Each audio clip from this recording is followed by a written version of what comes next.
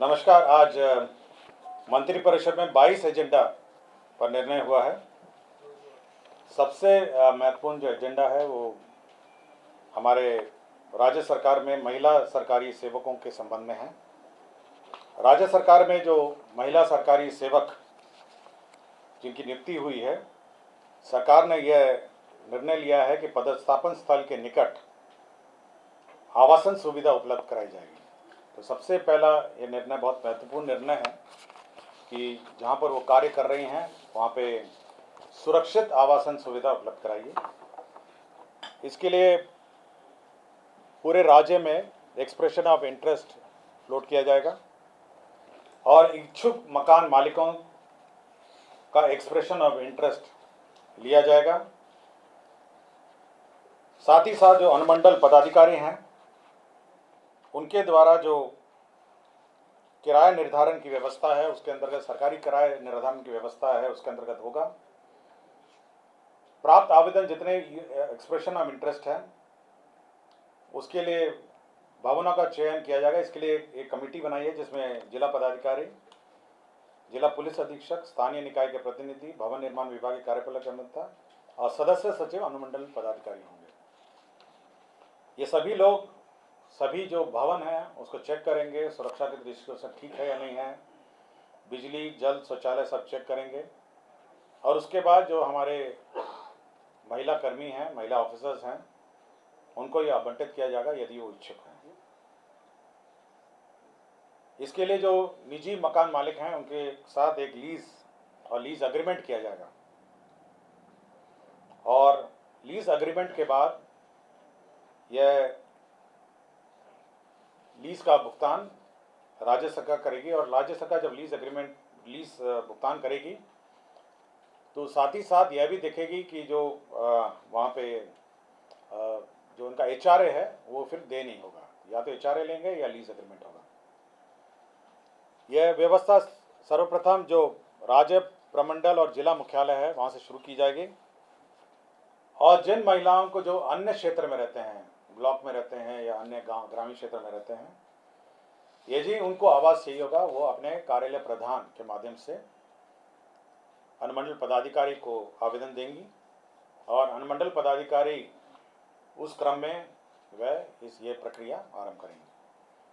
तो ये पूरे राज्य में जितने भी महिला कर्मी हैं, जिला मुख्यालय में हैं, प्रमंडल और राज्य मुख्यालय में हैं और साथ ही साथ जो हमारे क्षेत्र कर्मी हैं उन सभी के लिए लीज्ड अकोमोडेशन उपलब्ध कराएगा ताकि हमारी जो महिला ऑफिसर्स हैं और कर्मी हैं वह सुरक्षित रूप से क्षेत्रीय कार्यालयों में अपना कार्य कर सकें। आप ज़रूर पूछिएगा कि ये टीचर्स के लिए भी लागू है क्योंकि वो सरकारी कर्मी हैं और सबसे ज़्यादा महिला कर्मी शिक्षा विभाग में है। यह व्यवस्था उन पर भी लागू है। मैं पहले ही बता दिया कि ये शिक्षा विभाग पर भी लागू है।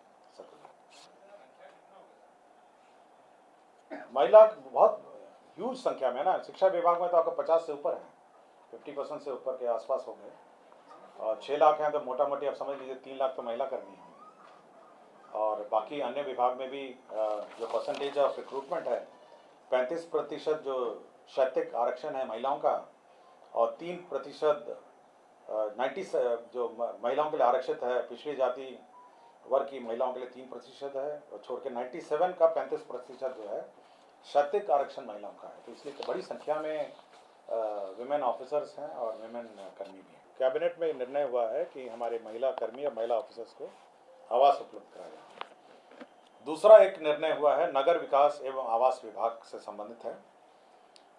बिहार नगर पालिका क्षेत्र विज्ञापन नियमावली 2023 में प्रस्तावित संशोधन के साथ बिहार नगर पालिका क्षेत्र विज्ञापन संशोधन नियमावली 2025 पर स्वीकृति के संबंध में, तो इस संबंध में जो निर्णय हुए हैं उसमें जो विज्ञापन है, नगर क्षेत्र में विज्ञापन है, उसके बारे में नए गाइडलाइंस इशू हुए हैं जिसमें किस प्रकार के विज्ञापन लगेंगे, क्या उसके रेट्स होंगे, यदि रेट का भुगतान नहीं होगा तो उसको हटाया जा सकेगा। तो ये सारे प्रावधान किए गए हैं। तीसरा है योजना विकास विभाग का। इसमें जन्म एवं मृत्यु रजिस्ट्रेशन अधिनियम 1969 में संशोधन है और इस नियमावली में जो जन्म और मृत्यु का रजिस्ट्रेशन की प्रक्रिया है और टाइम पीरियड्स हैं उसमें संशोधन किया गया है। चौथा कृषि विभाग का है। कृषि विपणन निदेशालय बिहार पटना के अंतर्गत विभिन्न कोटि के 14 पदों का सृजन है। साथ ही साथ आपके स्वास्थ्य विभाग में लोक नायक जयप्रकाश नारायण अस्पताल राजवंशी नगर में 267 पदों के अतिरिक्त स्पोर्ट्स इंजरी इकाई के स्थापना संचालन में 36 नए पदों का सृजन है। मंत्रिमंडल सचिवालय विभाग में 4 नए पदों का जो नए पद क्रिएट थे, वरीय विमान चालक हैं, कंसल्टेंट हैं और सिविल इंजीनियर हैं। इन सभी के जो मानदेय है उसका निर्धारण है। समाज कल्याण विभाग के नियंत्रणाधीन ICDS के जो लिपिकीय संवर्ग है संशोधन नियमावली स्वीकृत किया गया। पशुपालन एवं मत्स्य संसाधन विभाग के अंतर्गत बिहार गव्य संवर्ग भर्ती संशोधन नियमावली 2025 की स्वीकृति दी गई। बिहार खेल लिपिकीय संवर्ग भर्ती सेवा शर्त नियमावली 2025 की स्वीकृति दी गई। बिहार खेल संवर्ग भर्ती एवं सेवा शर्त नियमावली 2025 की स्वीकृति दी गई। बिहार अधीनस्थ खेल संवर्ग भर्ती एवं सेवा शर्त नियमावली 2025 की स्वीकृति दी गई। ग्रामीण विकास विभाग में प्रधानमंत्री जनजाति आवासीय न्याय महाअभियान के तहत राज्य में अनुसूचित जनजाति कोटि के चिन्हित 9 जनजातियों को योग्य लाभुकों को केंद्र प्रायोजित प्रधानमंत्री आवास योजना ग्रामीण अंतर्गत आवास का लाभ दिया जाएगा। मैं पढ़ देता हूँ ये कौन से नए 9 जनजाति हैं। एक तो असुर है, दूसरा बिरहोर है, तीसरा बिरजिया है, चौथा हिलखरिया है, पांचवा कोरवा है, माल पहाड़ी है, परैया है, सूर्या पहाड़िया है एवं सावर जनजाति हैं। तो ये सभी जनजाति जो हैं यह 9 जनजातियां हैं जिनको प्रधानमंत्री आवास योजना विशेष योजना के अंतर्गत दिया जाएगा। श्रम संसाधन विभाग का एक प्रस्ताव था। 7 निश्चय पार्ट 2 के तहत हर जिले में मेगा स्किल सेंटर स्कीम अंतर्गत प्रथम चरण में 9 प्रमंडलीय जिलों में 2025-26 से अगले 5 वर्षों के लिए योजना कार्यान्वयन हेतु 280 करोड़ 27 लाख का मेगा स्किल सेंटर का निर्माण किया जाएगा। ये हर जिले में मेगा स्किल सेंटर स्कीम के अंतर्गत 280 करोड़ के अंतर्गत मेगा स्किल सेंटर का निर्माण किया जाएगा। पद सृजन में सबसे बड़ा एक पद का सृजन किया जा रहा है। इसमें पंचायत स्तर पर ग्राम पंचायत कार्यालय में निम्न वर्गीय लिपिक के 8093 पदों के सृजन की स्वीकृति दी गई है। जल संसाधन विभाग के अंतर्गत जल संसाधन केंद्र प्रायोजित स्कीम में बाढ़ प्रबंधन कार्यक्रम के तहत 100 करोड़ से कम लागत की योजनाओं को राज्य मध्य योजना से कराने का निर्णय लिया है। 7 डॉक्टर हैं जिनको या तो सेवाच्युत किया गया है या डिसमिस किया गया है। मैं सबका एक साथ पढ़ देता हूँ। डॉक्टर आशीष कुमार है, सामान्य चिकित्सा पदाधिकारी सदर अस्पताल खगड़िया, ये सेवाच्युत किए गए हैं। डॉक्टर मोहम्मद फिरदौस आलम है, सामान्य चिकित्सा पदाधिकारी अतिरिक्त स्वास्थ्य केंद्र महेश कुंड गोगरी खगड़िया हैं, यह बर्खास्त किए गए हैं।